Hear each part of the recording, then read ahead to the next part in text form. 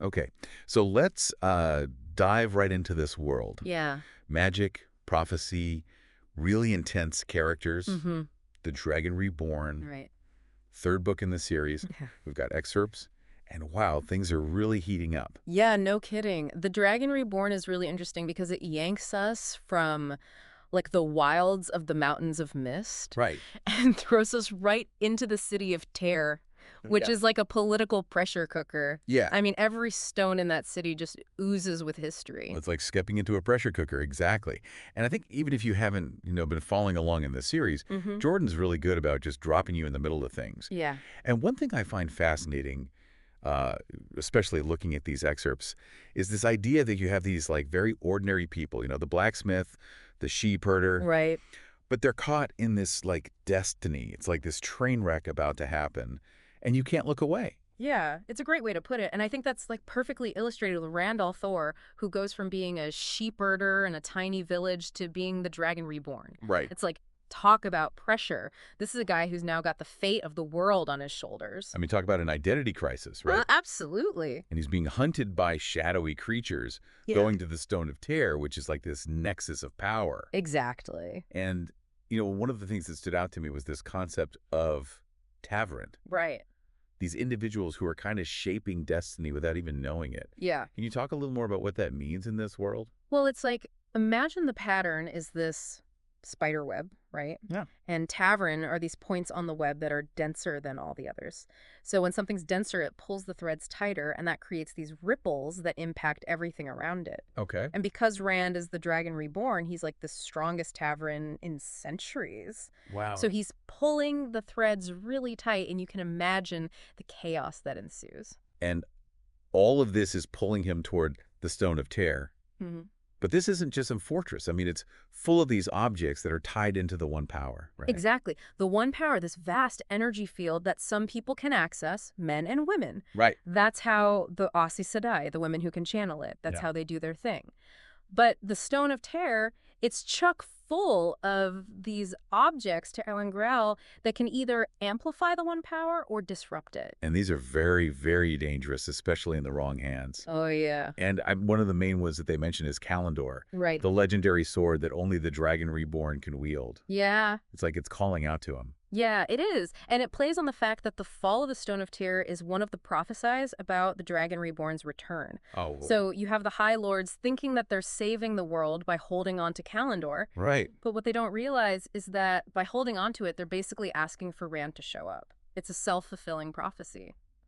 Oh, it's like a giant cosmic joke that nobody thinks is funny. Exactly. And especially not with the Black Aj kind of pulling strings behind the scenes. Right. Now, these are, if I'm correct, rogue Aes Sedai with their own motives. Yeah. And really seem to be trying to manipulate events, right? Yeah. They're like, they add this element of paranoia to the story because you never know who's really on whose side or what their motives are. Okay, so we have Rand, this reluctant Dragon Reborn, Yeah. being pulled to the Stone of Tyr. But he's not the only one whose life has kind of gone off the rails in this book, is he? Yeah. Tell me about Perrin Aybara, this blacksmith with a rather interesting connection.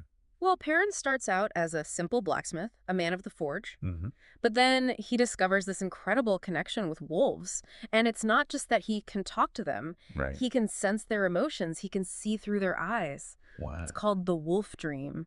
And it's a blessing and a curse because it throws his whole world into question. And he stumbles into this whole other mess when he frees Gaul, who is a warrior from the Aiel. Right. Now, the Aiel are this very independent desert people who normally keep to themselves. Exactly. So to have one of their warriors, especially someone as skilled as Gaul, showing up in Terre, that's a really big deal, right? It's a huge deal. It would be like finding a shark in a koi pond. Right. It just throws everything out of whack. It's like the first tremor before an earthquake. And in this city that feels like it's about to explode, we have Matrim Cawthon.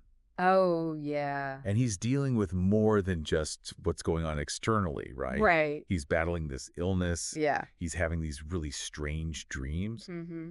And somehow, fate has tied him to the Horn of Valere, Right. which, has this whole spooky history of its own. Definitely. Yeah. Yeah, Matt's journey in this book, oh man, it's a wild one. Right. You've got this guy, loves his cards, loves to have a good time, Yeah. and boom, suddenly he's got this destiny he never asked for hanging over his head. It's almost funny, Right. but there's this dark edge to it, you know? Right. Something bad is right around the corner. Yeah, and it's interesting because that darkness, it seems to follow him even when he manages to get out of the Stone of Pear. It does. And isn't it ironic that the thing that helps him escape, that dagger he picked up Oh, yeah. back in Shadar Logoth, Right. which we know is like this place connected to the Dark One, that's the thing that ends up saving him. It is. And I think it's a really interesting way that Jordan flips the script, you know? Right. You'd think an object tied to the Dark One would be bad news. Always. Right. But in this case, it's what helps Matt survive. Yeah. It's this reminder that even in this world of, good versus evil, black and white, there's still nuance. There's still shades of gray. Absolutely.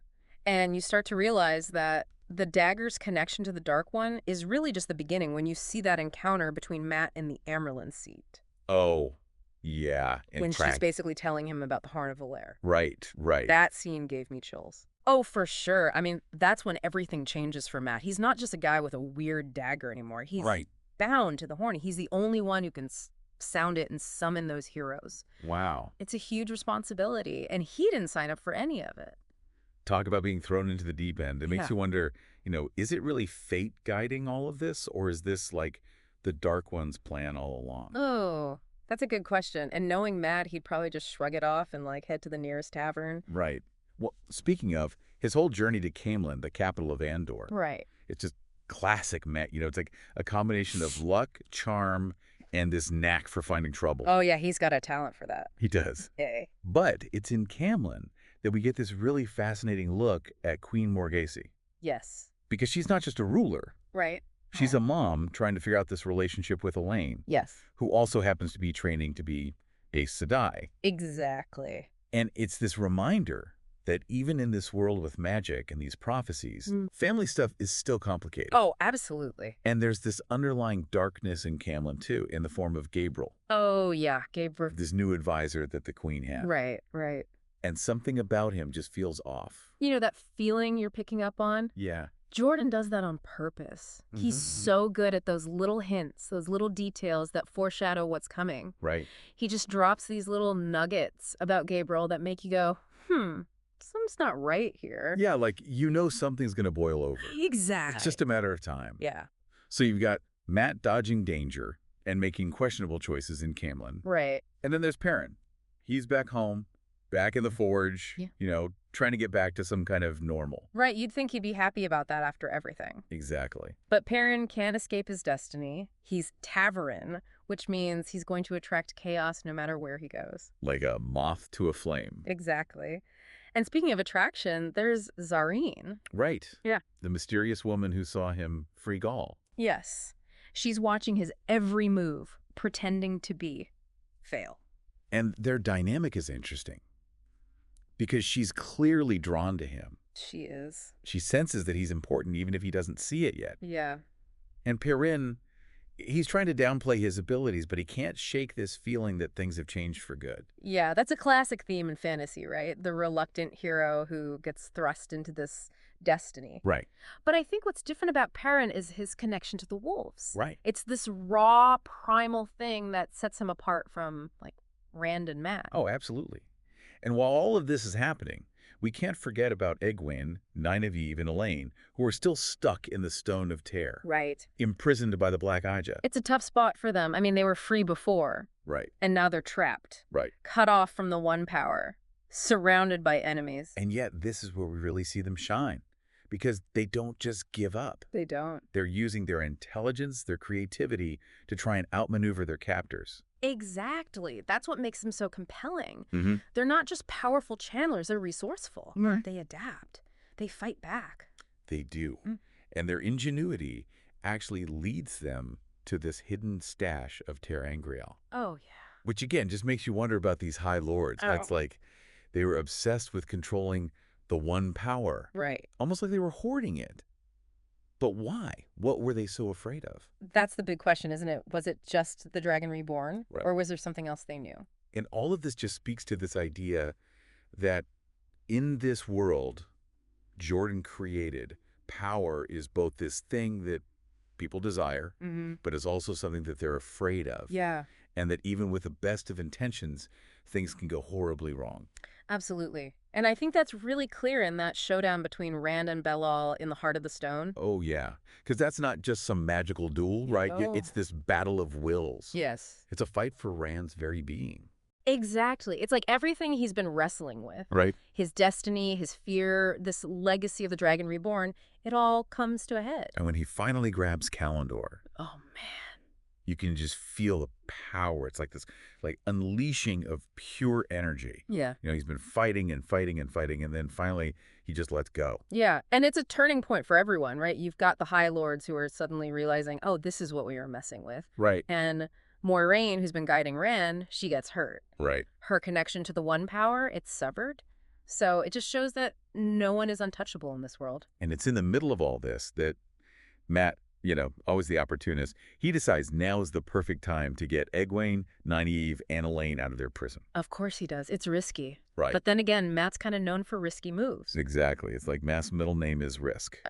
But, you know, thinking about it, it's actually a smart move, right? Oh, totally. Because he's recognizing that Egwene, Nynaeve, and Elaine, they're powerful. They're going to be important allies, especially because nobody knows where Rand has gone. Exactly. And it just goes to show you, Mat might seem like a gambler. Right. But he's got some brains in there. Yeah, he's got a plan, usually.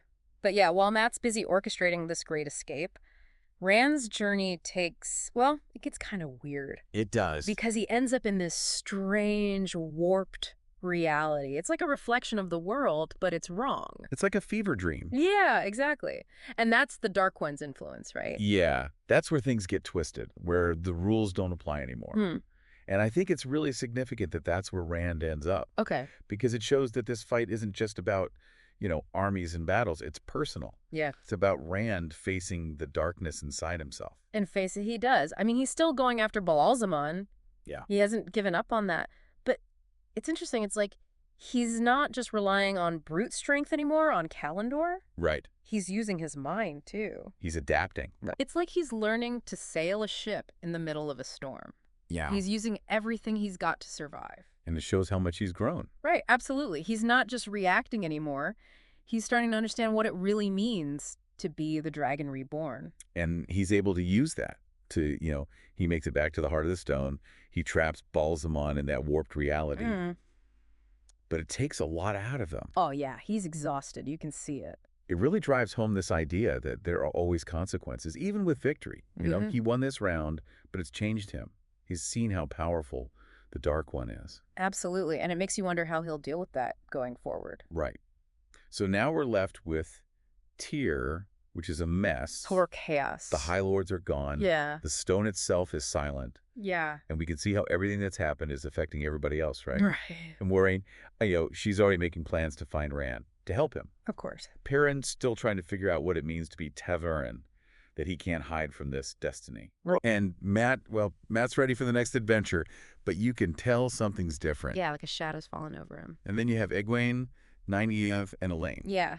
Don't forget about them. They went through it. Right. They were imprisoned, cut off from the One Power, but they came out stronger. He did. Their bond, their friendship, it really helped them through it. And, you know, as we kind of close the book on the Dragon Reborn, I think it really shows that even in the darkest times, Yeah.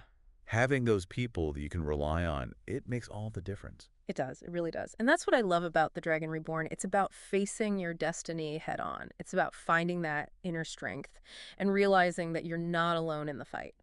So well said.